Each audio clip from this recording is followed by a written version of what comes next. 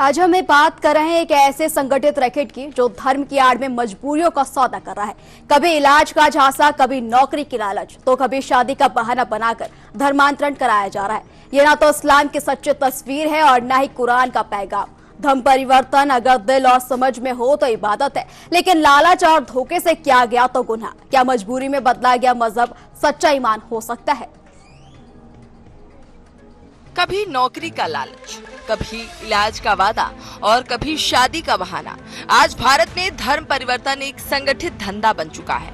ऐसा धंधा जो मजहब की आड़ में मजबूरियों की मंडी चला रहा है और इस्लाम जैसे पाक धर्म को बदनाम कर रहा है। आइए परत दर परत समझते हैं इस धंधे का असली चेहरा। धर्म में कोई जोर जबरदस्ती नहीं, बुद्धिमानी और अच्छे उपदेशों से लोगों को अपने रब की ओर बुलाओ। धर्म में कोई जोर जबरदस्ती नहीं है, यही पैगाम है कुरान का।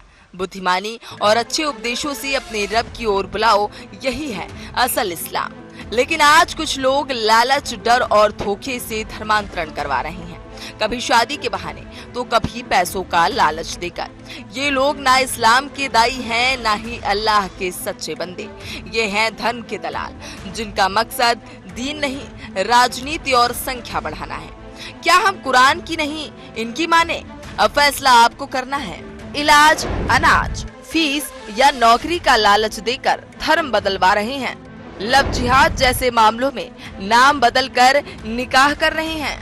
वंचित वर्गों को बहला फुसलाकर बड़ा मजहब दिखा रहे हैं। ये इस्लाम नहीं फैला रहे, ये सांप्रदायिक विस्तारवाद चला रहे हैं। इनका मकसद दीन नहीं, डेमोग्राफी बदलना है। और सवाल ये भी, जो मुसलमान अल्लाह के लिए नहीं है, फायदे के लिए बनता है, क्या वो सच्चा मुसलमान है? धर्म बदलने वालों से सीधा सवाल ये है, क्या तुम धर्म बदल रहे हो या सौदा कर रहे हो? अगर इलाज, नौकरी, शादी चाहिए तो मदद क्यों नहीं मांगी? क्या तुमने कुरान पढ़ी?